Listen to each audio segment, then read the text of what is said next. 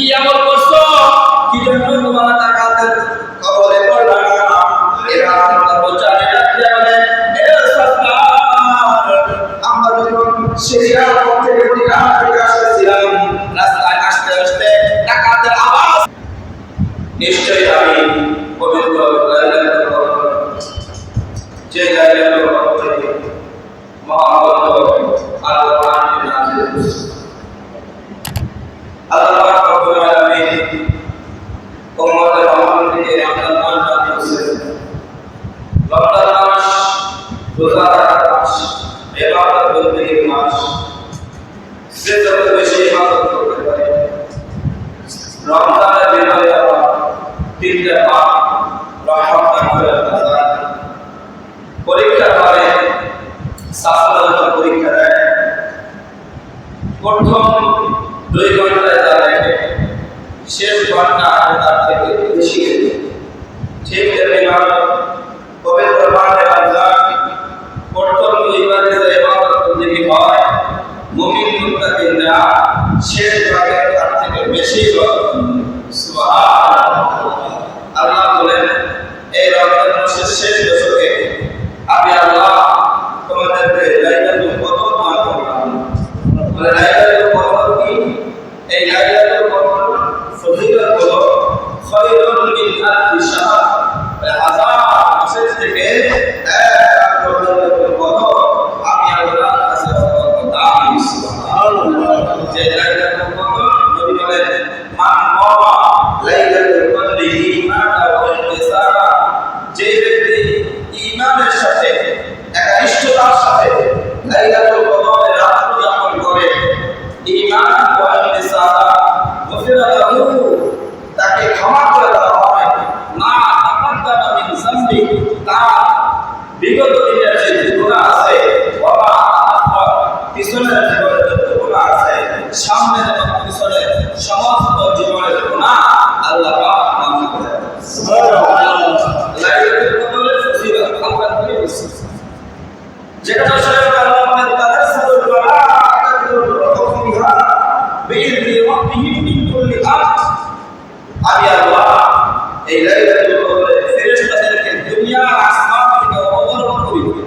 ফেরেশতারা ধারে ধারে ঘুরতে থাকে যে কোন বান্দা আছে লাইলাতুল কদরে আমি আল্লাহর কাছে মাফ চাই। ফেরেশতারা বান্দাগুলোকে দেখতে থাকে, ফেরেশতারা বান্দা মাফ চাইতে দেরি, ফেরেশতারা আমল নামায় ক্ষমা করতে দেরি করে। সুবহানাল্লাহ। একটু পর্যন্ত হাত্তা তাতলুল ফজর, সূর্যের সাজদা থেকে রাত পর্যন্ত ফেরেশতারা এরকম ভাবে আমল নামায় গুনাহ মাফ করেই দিয়ে। তো এই পবিত্র কবর 21 রাত, 25 রাত, 23 রাত, 25, 27, 29। আমাদের দেশে আমরা 27তম তারা থেকে বাইরে নিচ্ছি, মনে করি 27তম তারা থেকেই শুধু সবে কবর। এছাড়া এই বেজর রাত্রিগুলো আছে, এই রাত্রিগুলোতে কবর নাই। আমরা তো কেউই জানি না লাইলাতুল কদর আসলেই কোন তারিখ হবে, আমরা কেউ জানিস না। এজন্য তালাশ করা, প্রতি রাতেই তালাশ করা, বেজর রাত্রিগুলোতে বেশি তালাশ করা। আল্লাহ, এটা রমজান মাস, যেখানে সাহায্যের সময়টা পুরো সময়টা তাহাজ্জুদের সময়। আল্লাহ আসমানে এসে বান্দাকে তাহাজ্জুদের সময় ডাকতেই থাকে, এই বান্দা কার কি প্রয়োজন চাইতে থাকো, আমি আল্লাহ আমাদেরকে দিতে থাকবো। হাদিসে কেতাবে পড়লাম যে বান্দা যা চায় আল্লাহ পাক রব্বুল আলামিন দোয়াকে ফিরিয়ে দেন না, ফিরেন না। বান্দা যা চায় আল্লাহ আমাদের দুনিয়ায় দেয়, কিন্তু জমা রাখে আখিরাতে বান্দাকে দিয়ে দেন। সুবহানাল্লাহ। চাইলে ফেরত নাই, অবশ্যই সে পাবে। আল্লাহু আকবার। পবিত্র মাহে রমজান শেষ দশকে আরেকটা ইবাদত বন্দেগীর নাম হচ্ছে সাদাকাতুল ফিতর। এই সাদাকাতুল ফিতর আদায়ের ব্যাপারে আমরা অনেকেই মাসালা জানি না, বুঝি না। যাদের কাছে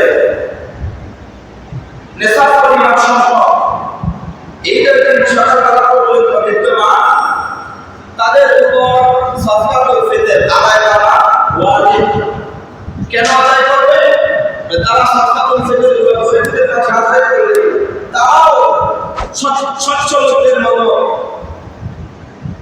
ঈদের আমলগুলো সমান সমান ভাগ করে দিতে হবে। যাদের নিসাব পরিমাণ মাল নাই তাদের ফিতরা সাকাতুল ফিতর আদায় করার মুস্তাহাব, আদায় করলে সওয়াব আছে, না আদায় করলে গুনাহ নাই।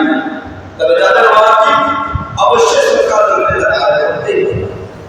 যাকাতের জন্য সম্পদ 1 বছর অতিবাহিত হওয়া জরুরি, কিন্তু এই সাকাতুল ফিতরের জন্য 1 বছর হওয়া জরুরি না। ঈদের দিন সকাল পর্যন্ত বিদ্যমান থাকবে তাদের সাকাতুল ফিতর আদায় করতে। আল্লাহ কোরআনে কারিমে 32 জায়গায় সাদাকা বলেছেন, যাকাতের কথা বলেছেন। আমরা যাকাত আদায় রমজান মাস 1 টাকা করে যেখানে 70 টাকা দানের সওয়াব পাওয়া যায়, যাকাত তো অবশ্যই পবিত্র মাহে রমজানে আদায় করা উচিত। বর্তমান বাংলাদেশের জনসংখ্যা করে 50% এর উপর মানুষের উপর যাকাত হবে। আমরা যাকাত দেয় না, যাকাত আদায় করে না। 5% লোক যাকাত পরিপূর্ণভাবে আদায় করে না। 5% লোক যাকাত আদায় করলে তাহলে অভাব থাকার কথা। 50% মানুষ যদি যাকাত আদায় করতো এই বাংলাদেশের ভিতরে ভিখারি পাওয়া যেত। আপনারা ঠিক আদায় করে না এটা বরং যাকাত দিলে সম্পদ পবিত্র হয়, যাকাত দিলে সম্পদ বাড়ে। নবী বলেন যাকাত দিয়ে পুরো সম্পদের জিম্মাদার আল্লাহ স্বয়ং নিজে হয়ে যায়। সুবহানাল্লাহ। বান্দা যাকাত দিছে, ওই যাকাতের মাল নষ্ট না হয় জিম্মাদারি আমি আল্লাহ দিয়ে দিলাম। সুবহানাল্লাহ। যাকাত দিলে সম্পদ হবে না, যাকাত দিলে সম্পদ বাড়ে, যাকাত দিলে সম্পদ পবিত্র হয়। পয়গম্বর আলাইহিস সালাম যাকাতের আলোচনা করতে গিয়া সাহাবায়ে বুঝায়, এ সাহাবায়ে যাকাত আদায় করো, যাকাত দাও, যাকাত দিলে সম্পদ বাড়ে, যাকাত দিলে সম্পদ পবিত্র হয়। এ মুসলমান বাবাজিরা, যে বান্দা যাকাত আদায় করে, যাকাত আদায় করলে যাকাত আদায় করার দ্বারা এই বান্দার সম্পদের জিম্মাদার আল্লাহ হয়ে যায়। যখন আমার নবী সাল্লাল্লাহু আলাইহি ওয়াসাল্লাম সাহাবীদেরকে এই ওয়াজটা করতেছেন, এমন সময় একজন মহিলা ইহুদি নবী সাল্লাল্লাহু আলাইহি ওয়াসাল্লামের দরবারের পাশে হাইটা যায়। নবীর এই আলোচনাটা, এই হাদিসটা সেই মহিলা শুনছে। যাকাত দিলে সম্পদের জিম্মাদার আল্লাহ হয়ে যায়। সুবহানাল্লাহ। এই মহিলা আয়েশা নিজের সম্পদের সব সম্পদ চক্রিয় কইরা 40 ভাগের 1/2 ভাগে যাকাত আদায় করছে। অন্যান্য ইহুদিরা বলল, এই মহিলা মুসলমান হয়ে গেছে, এই মহিলা কেন যাকাত আদায় করলো? মনে হয় মুসলমান হয়ে গেছে। জিজ্ঞেস করতেছে, এই মহিলা তুমি কেন যাকাত আদায় করলা? তুমি কি মুসলমান হয়ে গেছো? মহিলা জানাতে বলে, না আমি মুসলমান হই নাই। কেন যাকাত আদায় করলা? আমি একজন বিশ্বস্ত মানুষের কাছ থেকে শুনলাম যাকাত আদায় করলে সম্পদের জিম্মাদার আল্লাহ হয়ে যায়। আমি আমার এই কথা প্রমাণ দেওয়ার জন্য, মুহাম্মদকে বলার জন্য আমি আমার সম্পদের যাকাত দিলাম। এই মহিলা একজন ব্যবসায়ী মহিলা। এই মহিলা কিছুদিন পর সিরিয়া থেকে 100 পণ্যবাহী উট মদিনায় নিয়ে আসবেন। আনার সময় মহিলা শুনতে পায় তাদের সফরে ডাকাত চলছে। এই ডাকাতের আন্দোলন তারা আসতেছে, মানুষের ধন সম্পদগুলো ব্যবসায়ী মাল করা লুণ্ঠন করে নিয়ে যাচ্ছে। এই মহিলা সফরের সাথে বারবার আলোচনা করেও ধৈর্য ধারণ করতেছে। মহিলার বিশ্বাস হলো আমার সম্পদ যদি চলে যায় মুহাম্মদের ভাগ হয়ে যাবে। এই তুমি না বলবা সম্পদের যাকাত দিলে সম্পদকে আল্লাহ রক্ষা করে, তাহলে আমার নাম সম্পদ কেন হয়ে গেল? আর যদি থাকে তাহলে মুহাম্মদের কথা সত্য হিসেবে প্রমাণ করে। এই মহিলার কাছে বারবার খবর আসতেছে, আমাদের সামনের লোকগুলো, সামনের মালবাহী ওটগুলো ডাকাতের হাতে পড়েছে, ডাকাতের কবলে পড়েছে। না সেই সম্পদ সম্পদ আর মহিলায় আসবে না। মহিলা পেশার হয় না, বারবার আওয়াজ শোনা করে পেশাই নাই। কিছুদিন পর মদিনায় উটের হেঁটানি আওয়াজ শুনতে পারে, উট আসতেছে। এই মহিলা মনে করলো আমার মনে আসছে, বের হয়ে দেখতেছে হ্যাঁ মহিলার মন্ড উটগুলো সব মদিনায় আইসা ঘাটি জমাইছে।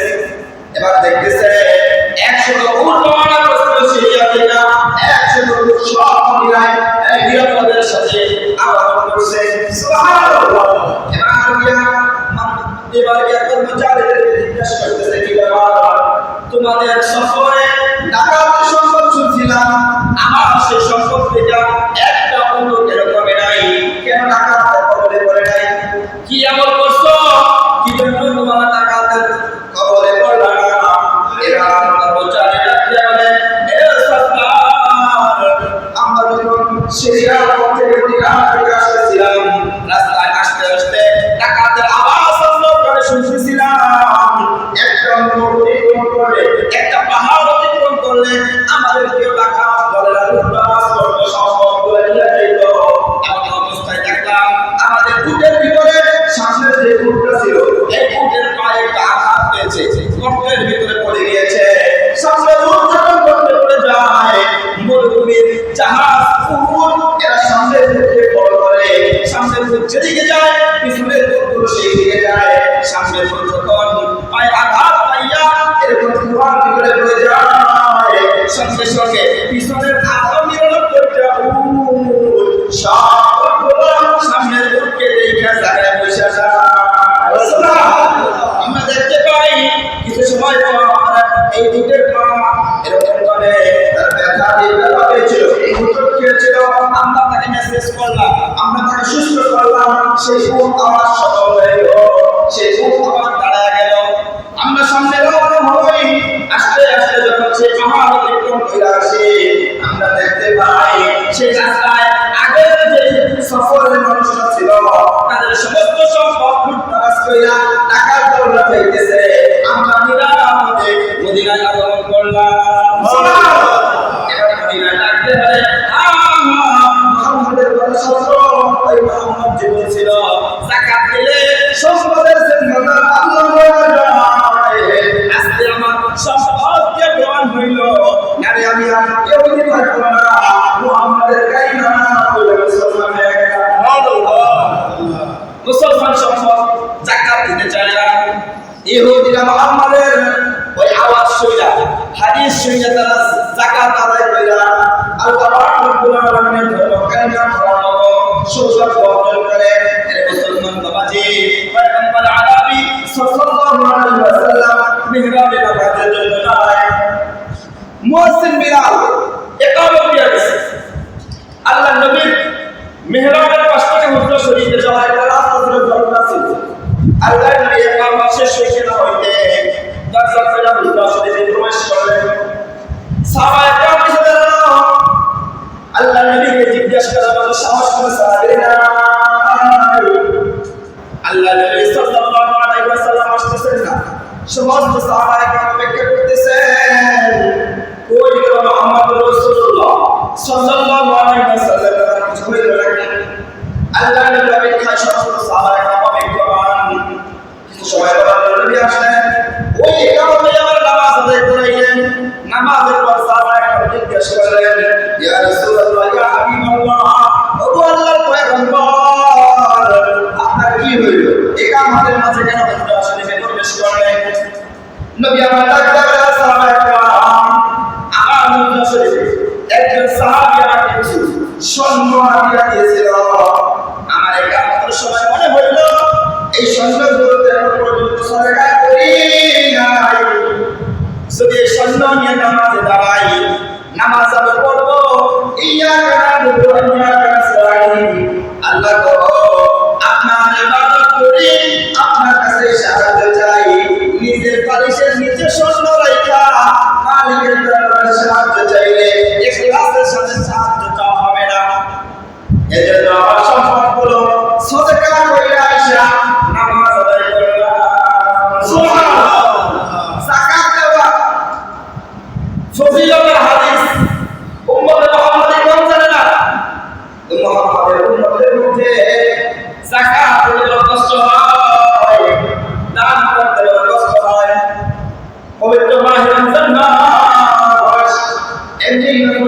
করলে 70 গুণ সওয়াব।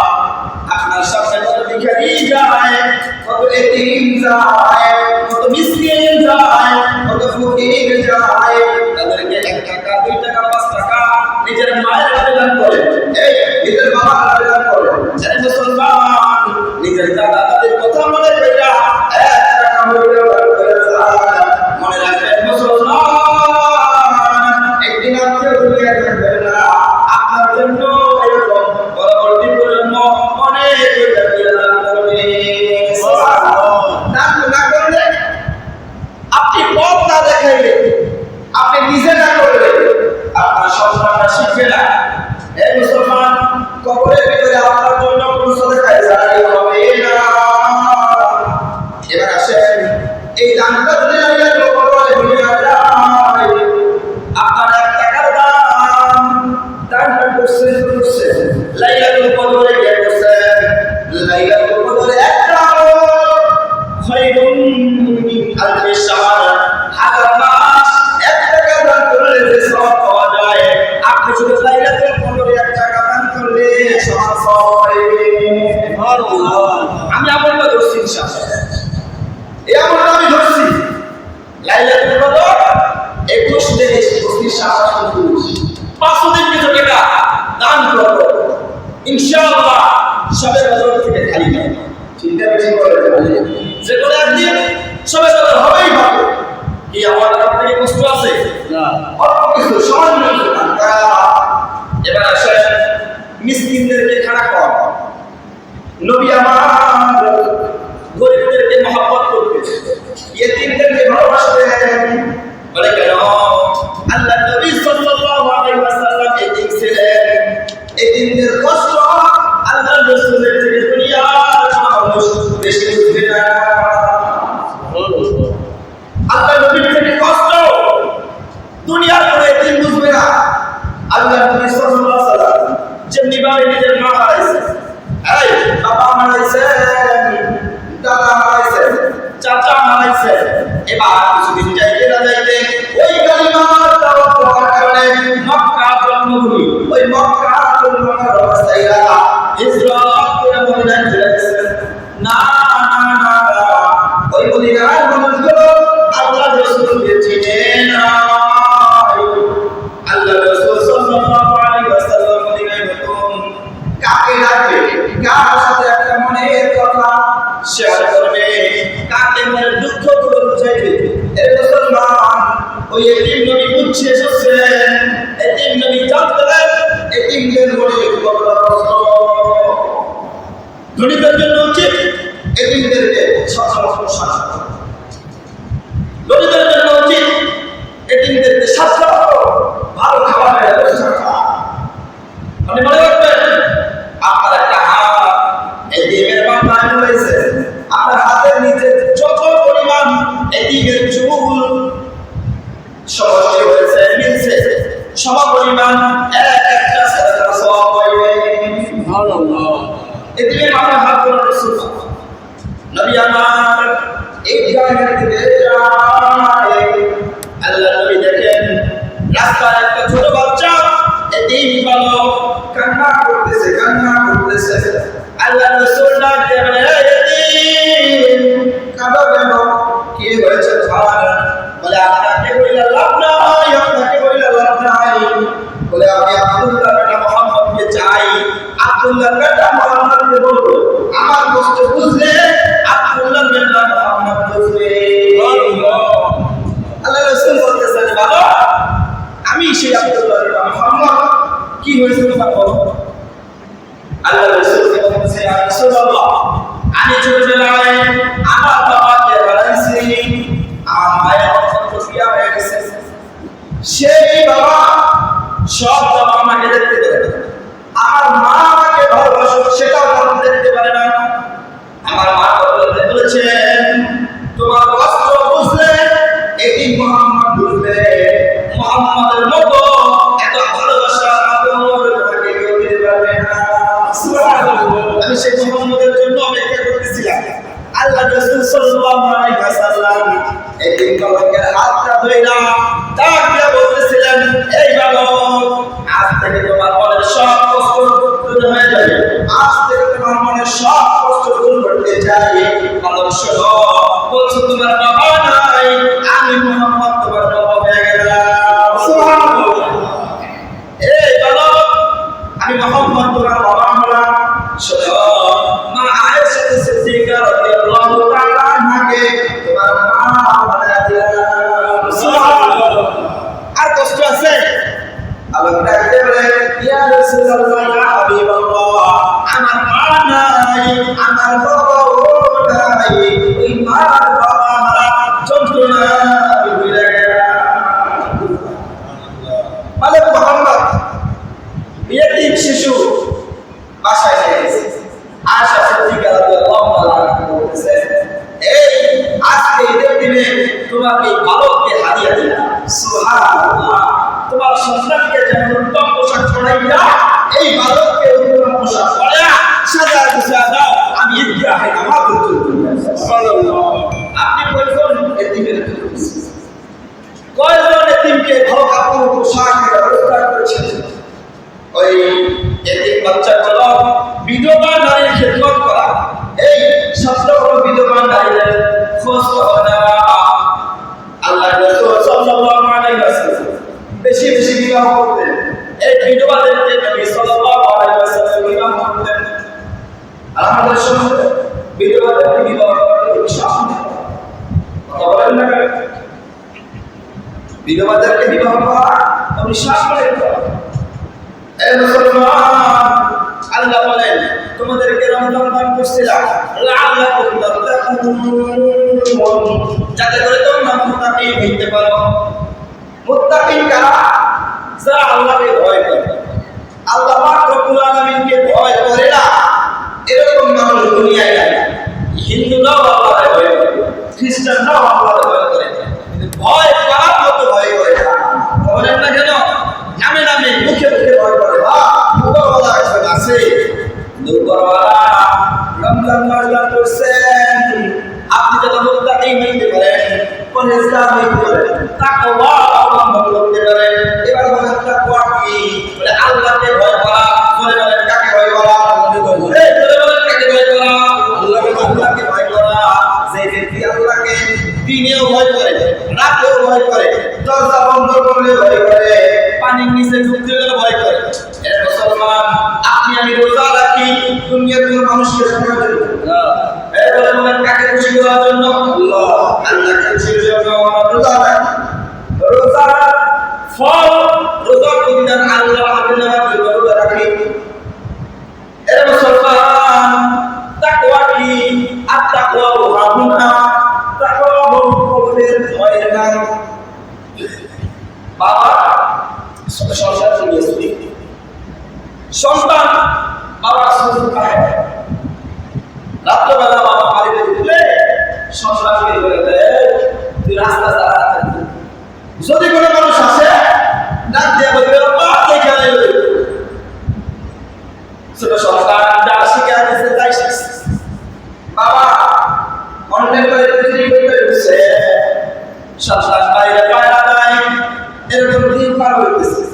ছোট বাচ্চা মক্তবে আসে, সকালবেলা হুজুর সমস্ত মক্তবের ছাত্রদেরকে ডাইকা বুঝিয়ে দিয়েছেন, এরা বাচ্চারা শোনো, মিথ্যা করা মহাপাপ, চুরি করা মহাপাপ। যদি তুমি মিথ্যা বলো, যদি তুমি চুরি করো, দুনিয়ার মানুষ না দেখলেও কিন্তু কে দেখে? আল্লাহ কিন্তু দেখে। ওই ছোট বাচ্চারা অন্তরে বসে গেছে। ছোট বাচ্চাটা অন্তরে কথা ধারণ করছে। পরে রাখলাম মানুষের চুরি করতে গেছে, বাবা মানুষের বাড়িতে দরজা ভাঙা চুরি করতে ঢুকছে। সন্তান রাস্তায় পাহারা যায়। ইতিমধ্যে কিছু সময় পর সন্তান থাকতে বলে, আব্বা দেখে বলে, আব্বা দেখে বলে, সঙ্গে সঙ্গে এবার কিছু সময় বাবা ডানে যা, আমি